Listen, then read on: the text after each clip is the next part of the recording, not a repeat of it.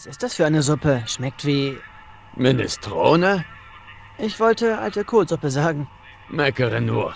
Alles, was ich hier habe, ist diese abgestandene Fasssuppe und ein Gewürzregal, das seit dem Zweiten Weltkrieg nicht mehr aufgefüllt wurde. Wie soll ich deiner Meinung nach was Besseres als diese Brühe kochen? Mal sehen. Schon probiert mit... Moment. Wir sind hier in Hill Valley 1931. Und das Regal mit Gewürzen ist zum letzten Mal im Zweiten Weltkrieg aufgefüllt worden. Also in 8 Jahren. Irgendwas stimmt hier nicht. Ist er ein Zeitreisender?